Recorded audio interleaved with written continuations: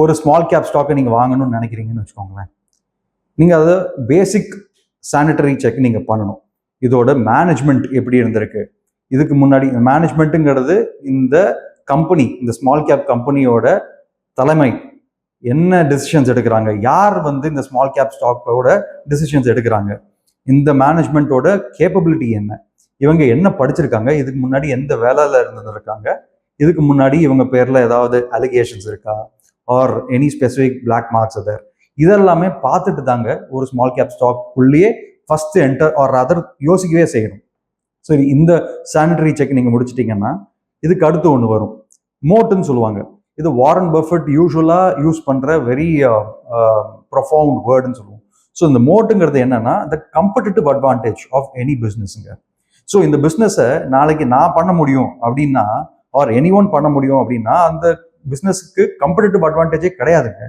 இன்னைக்கு ஒரு பிஸ்னஸ் ஒருத்தர் பண்ணி நாளைக்கு கல்லா கட்டுறாருன்னா, நாளைக்கு இன்னொருத்தர் பக்கத்துலேயே கல்லா கட்ட ஆரம்பிச்சிட்டாருன்னு வச்சுக்கோங்களேன், அந்த பிஸ்னஸ்க்கு என்ன காம்படிட்டிவ் அட்வான்டேஜ்?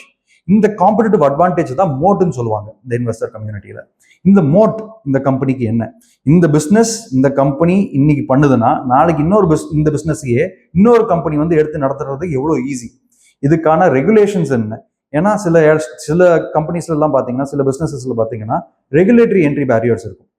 இந்த ரெகுலேட்டரி என்ட்ரி பேரியர்ஸை தாண்டினா மட்டும்தான் அந்த பிஸ்னஸை செய்ய முடியுங்கிற சில கம்பெனிஸ்லாம் இருக்காங்க. இந்த மாதிரி கம்பெனிஸ்லாம் they will work in a very niche environment. ஒரு குறிப்பிட்ட சின்ன என்விரான்மெண்ட்லேயே ஒர்க் பண்ணுவாங்க. அதில் என்டர் ஆகிறதுக்கு ரொம்ப கஷ்டம். ஸோ இது ஒரு மோட்.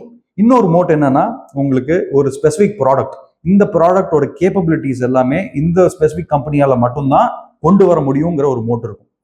இந்த மாதிரி விஷயத்த இன்னொரு கம்பெனி ஈஸியாக ரெப்ளிகேட் பண்ணிட முடியாது இந்த ப்ராடக்டை வச்சு அப்படிங்கிறது இன்னொரு மோட். இன்னொரு மோட் என்னன்னா, உங்களுக்கு அந்த ஸ்பெசிஃபிக் கம்பெனியோட பிராண்டுங்க. ஏன்னா நிறைய பிராண்ட்ஸ் ஒரு பாயிண்ட் ஆஃப் டைம், ஒரு லாங் பீரியட் ஆஃப் டைமுக்கு அவங்களோட விசிபிலிட்டியை வளர்த்துருப்பாங்க, பிராண்ட் லாயல்ட்டியை அவங்க கஸ்டமர்ஸ் கிட்ட இருந்து வாங்கியிருப்பாங்க. இதெல்லாம் ரொம்ப ஈஸியாக ஒரே நாளில் ரெப்ளிகேட் பண்ணிட முடியாது. என்னதான் இருந்தாலும் ஒரு புது பிஸ்னஸ் உள்ள அந்த ப்ராடக்டை ஈக்குவலைஸ் பண்ணாலுமே, அந்த ப்ராடக்ட் குவாலிட்டி கொண்டு வந்தாலுமே, இந்த பிராண்ட் குவாலிட்டிங்கிறது ரொம்ப நாளாக வளர்த்தது ஒரு intangible asset for the existing company. இந்த கம்பெனியை ரொம்ப ஈஸியாக இன்னொரு கம்பெனி தட்டிட்டு போயிட முடியாது. ஸோ இந்த மாதிரி காம்படிட்டிவ் அட்வான்டேஜ் ஒரு கம்பெனிக்கு இருந்தால் மட்டும்தான் அது வளரவே முடியும். ஏன்னா அப்படி இல்லைன்னா it will be a very ஒரு இன்னைக்கு ஆரம்பிச்சு இன்னைக்குள்ளேயே முடிகிற மாதிரி ஒரு கதையாக போயிடும். ஏன்னா உங்களுக்கு ஒரு பாயிண்ட் ஆஃப் டைமுக்கு மேலே சஸ்டெயின் பண்ணுறதுக்கு இந்த மாதிரி காம்படிட்டிவ் அட்வான்டேஜ் கண்டிப்பாக கம்பெனிஸ்க்கு தேவை.